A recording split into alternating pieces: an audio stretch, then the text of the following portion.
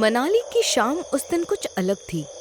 हवा में एक अजीब सी ठंड थी, जैसे पहाड़ किसी को आगाह कर रहे हों। बादल धीरे धीरे काले होकर घाटियों के ऊपर मंडरा रहे हैं। लेकिन 3 दोस्त अर्जुन, दिशा और तान्या हौसले से भरे हुए होटल के बाहर खड़े थे। उन्हें जरा भी इल्म नहीं था कि इस सफर की रातें उनकी जिंदगियों को हमेशा के लिए बदल देने वाली हैं। तान्या गहरे ख्याल में डूबी हुई थी। उसकी आंखों में किसी अनजाने आकर्षण की चमक थी, जैसे उसे जंगल ने पहले ही बुला लिया हो। क्या हुआ तान्या? जब भी तुम सोचती हो तो तुम्हारे दिमाग में कुछ चलता रहता है। तान्या हल्का सा मुस्कुराती है। मनाली आए और हिडिंबा देवी के मंदिर में नहीं गए तो फिर कुछ नहीं किया। ये लाइन जैसे दिशा की रगों में बर्फ घोल गया। क्या मतलब है तुम्हारा? तान्या मुस्कुराई और फिर अजीब अनजानी चमक के साथ, तुम तो जानती हो मुझे एडवेंचर वाली जगहों घूमने का कितना शौक है। हम कल सुबह ही जंगल में चलेंगे। उसकी आवाज में एक अजीब रिक्वेस्ट थी, जैसे ये प्लान उसने नहीं, किसी और ने उसके जहन में डाली हो। अगली सुबह घना जंगल उन्हें अपने अंदर समेटने लगा था। दरख्त इतने ऊंचे थे कि सूरज की रोशनी भी मुश्किल से अंदर आ रही थी। हवा में देवदार की गंध थी और साथ ही कुछ ऐसा जो इंसानी नहीं था। अर्जुन, दिशा और तान्या मंदिर की ओर पहुंचे। मंदिर की पुरानी लकड़ियां, काले रंग की मूर्तियां एक ऐसा माहौल बना रही थी जिसे देखकर कोई भी भक्ति से झुक जाए। लेकिन तान्या हंसने लगी। इतनी पुरानी मूर्तियों को देवी कहकर पूजते हैं? सीरियसली? उसकी आवाज जैसे तीर बनकर दरख्तों के बीच गूंज गई। जंगल अचानक खामोश हो गया, हद से ज्यादा खामोश।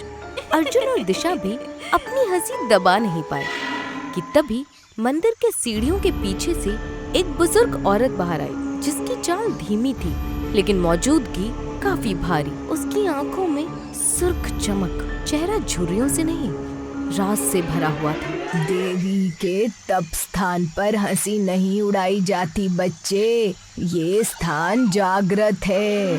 कौन हो तुम? मेरा नाम देवकी है। तान्या हंसकर बोली, आंटी, हम तो मजाक कर रहे थे, डराने की जरूरत नहीं है। देवकी आगे बढ़ी। उसके कदमों की आवाज मिट्टी पर नहीं, हवा में सुनाई दे रही थी।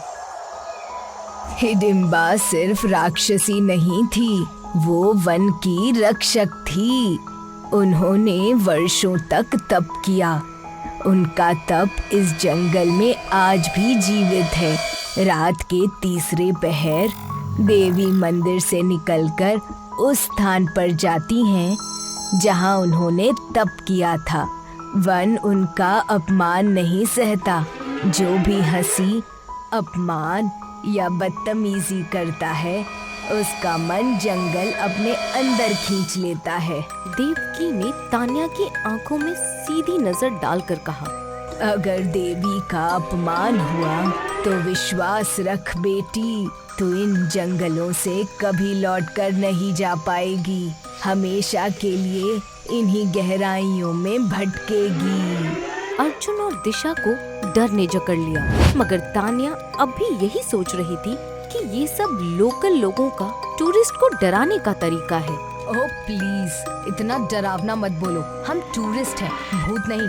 तीनों चले जाओ, अभी भी समय है। देवी सब देख रही है। लेकिन तीनों दोस्तों ने उसकी बातों को मजाक में उड़ा दिया। रात मामूली लग रही थी, मगर पहाड़ की खामोशी अक्सर तूफान का संकेत होती है। रात के 2:30 बजते ही होटल में एक खौफनाक चीख गूंजी। अर्जुन और दिशा दौड़कर तान्या के रूम में पहुंचे। उनके कदम दरवाजा खोलते ही वहीं रुक गए। तान्या अपने बेड पर खड़ी थी। उसका चेहरा नीला, आंखें काली और उसके बाल हवा में ऐसे उड़ रहे थे जैसे उसे किसी अनदेखी शक्ति ने पकड़ रखा हो। उसकी हड्डियां एक एक करके मुड़ने लगी।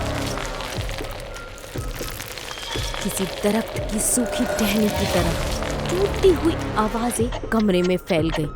तभी उसने एक गहरी भर्राती हुई आवाज में कहा, तुमने वन की देवी का अपमान किया है। उसी वक्त होटल के कांच की खिड़की अपने आप टूट गई और तान्या खिड़की से छलांग लगाकर बाहर अंधेरे में दौड़ गई। अर्जुन और दिशा उसके पीछे भागे।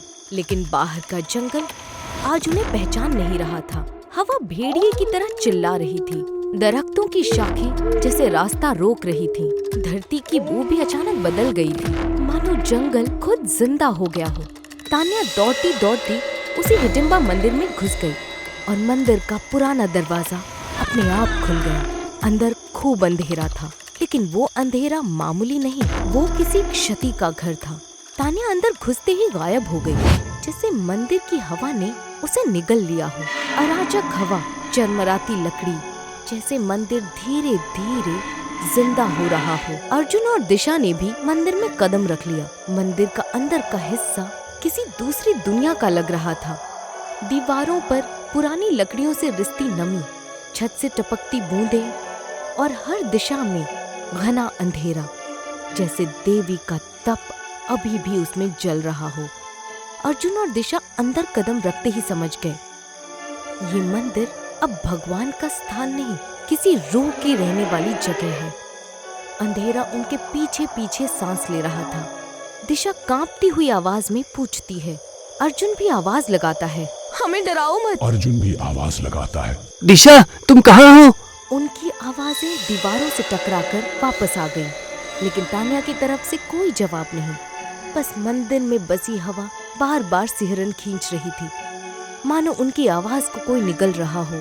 फिर अचानक दोनों की नजर मंदिर के बीचों बीच ठहर गई। वहाँ तान्या खड़ी थी, उसका पूरा जिस्म कांप रहा था। चेहरा इंसानी नहीं था, आंखें सुर्ख काली जैसे दो गुफाएं हों।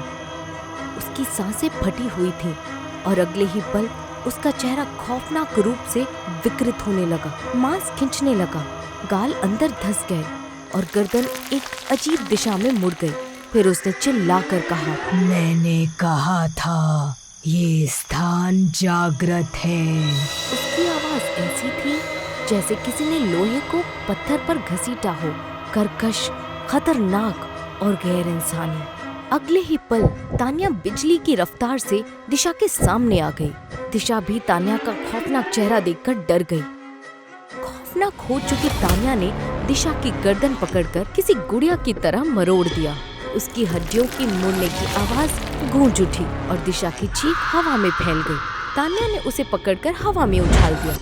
दिशा पत्थर पर जोरदार आवाज से जाकर गिरी और वहीं मर गई। अर्जुन ये सब देखकर कांप उठा। मुझे छोड़ दो, आखिर तुम्हें हो क्या गया है तान्या? लेकिन वो अब तान्या नहीं थी, वो जंगल का गुस्सा थी, वन की देवी की सजा थी। अचानक तान्या ने अपने ही सिर को मंदिर के पत्थर के स्तंभ से जोर से मार दिया। एक धड़ाम की आवाज से उसकी खोपड़ी फट गई। फिर एक दर्दनाक चीख मंदिर की खामोशी को चीर गई।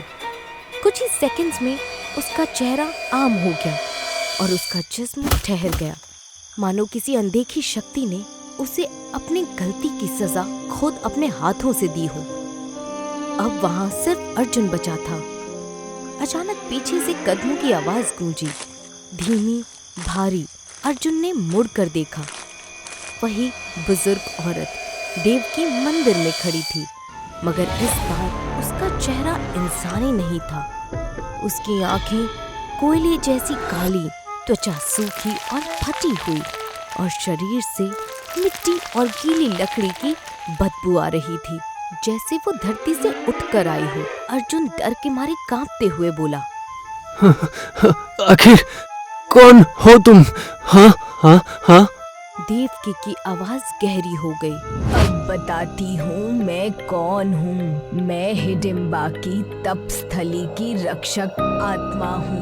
मैं 1700 सालों से इस जंगल की सीमा की पहरेदार हूँ। हिडिंबा देवी ने तप के बाद अपने वन की रक्षा के लिए मुझे वरदान दिया था। मेरे वन में आने वाला कोई भी अपमानकारी बचकर नहीं जाएगा। अर्जुन फूट फूट कर रोते हुए बोला, मुझे जाने दो, कृपया मुझे जाने दो। देवकी नीचे झुककर उसकी आंखों में झांकती हुई बोली, तुझे डर नहीं लगा क्या जब तान्या मजाक कर रही थी? अर्जुन हकलाता हुआ बोला। मुझे लगा था कि ये मजाक है। देवकी की आवाज और गहरी हो गई। और यही तुम्हारा पाप है, जो अपमान को देखकर भी चुप रहे, उनका भी वही भाग्य होता है। अर्जुन ने भागने की कोशिश की, मगर मंदिर के दरवाजे अपने आप धड़ाम से बंद हो गए। हवा भारी हो गई, दीवारें कांपने लगी और देवकी की आंखें अचानक लाल लाल आग की तरह चमक उठी। अब तू भी यहीं रहेगा, हमेशा के लिए जंगल की छाया बनकर। और अगले ही पल अर्जुन की चीख पूरे जंगल में गूंज उठी। चीख जिसे पहाड़ों ने निगल लिया, दरख्तों ने सूख लिया और देवदार की हवा अपने अंदर ले गई। अगली सुबह मनाली पुलिस होटल पहुंची, फिर जंगल और फिर मंदिर। उन्होंने घंटों तलाश किया, दरख्त कंगाले गए, फर्श खुरचा गया, मंदिर का हर कोना ढूंढा गया, मगर वहाँ कोई ना मिला, ना दिशा ना अर्जुन। तीनों का कहीं भी कोई नामो निशान नहीं मिला, मानो पहाड़ उन्हें हमेशा के लिए निगल चुका हो।